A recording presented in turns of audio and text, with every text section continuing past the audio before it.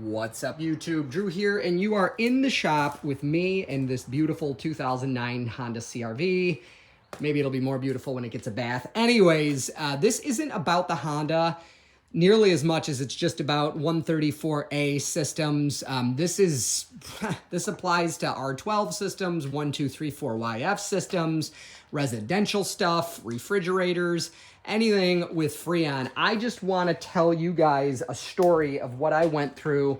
I'm going to give you the symptoms. So I had very weak air conditioning, and it really bogged down the engine to try to run.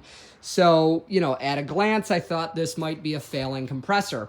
So I hooked up gauges, went in the car. I saw 60 degrees coming out of the vents when it should be about 40. And I noticed that, and I noticed this, thank God, early enough.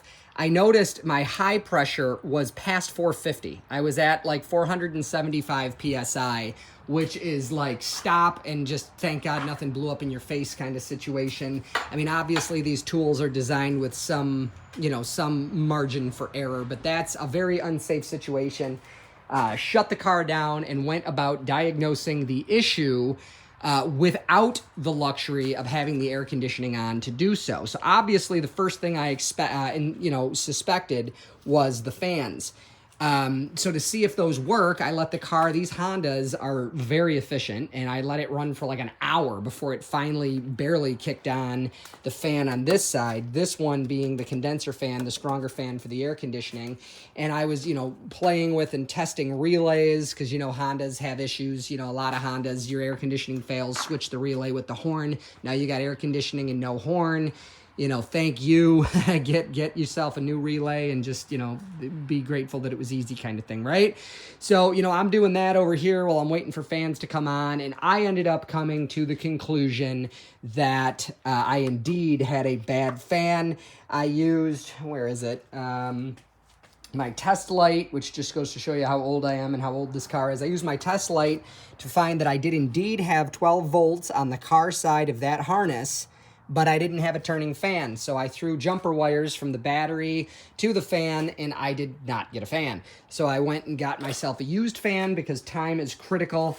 Put that fan in, fired the car up, and it's 90 degrees Fahrenheit today, humid. I'd be inclined to say miserable for most people. I'm just praising God that it's not 0 degrees like it was for like 6 months. So anyway, I shot up to about 225 PSI. I was at 35 PSI over here. By the way, you'll notice these gauges are working toward kind of equalizing. That's because the system is off. I got down to 48 degrees in the vents. I did relieve some of the pressure manually when I was doing my diagnosis. I had to get from, that crazy pressure down to a reasonable amount to fire up the car and test some of my results. So I knew I was down a little bit on R134A. By the way, I say this humbly, I'm a professional. I would not, if somebody offered me an AC machine for $1,000, I wouldn't take it because I know how to use gauges. And believe it or not, Walmart, which everybody needs to go there every, once a week anyway, sells pure 134A. It doesn't have any stop leak or oil. You never want to, don't use stop leak, fix your freaking leaks, and don't just read up on that separately. Point is, if you know what you're doing, which I'm very blessed that I do, a decent set of gauges, and just pure 134A. You could buy a bigger bottle if you have a license to do so. This is all I need. I could evacuate a system with an empty can and a vacuum thing. It's a whole nother topic. But anyways, so I added a little bit of Freon, got my needle up to about 325 and 35 still over here, which is perfect for a day like today. And I got 41.9 degrees on the vents.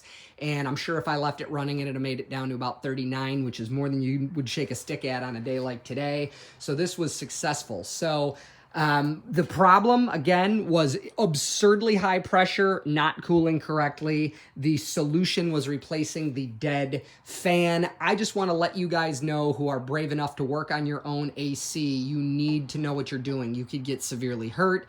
You could break stuff. It's not something to just jump into.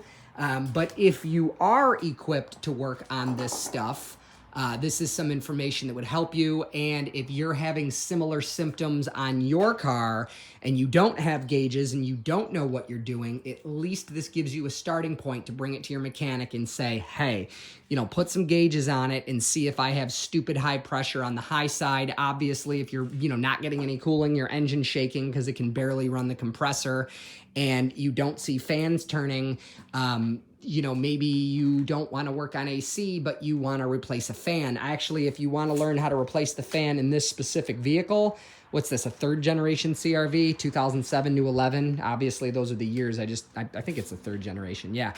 I have a video in the description. It's not as easy as it should be. People say Hondas and Toyotas are equal. They're not. They're both the best, but they're number one, Toyota, number two, Honda. Hondas are unnecessarily hard to work on. I had to take apart a lot of stuff to get to the fan, where on this Camry, it's just a couple screws and a fan, right?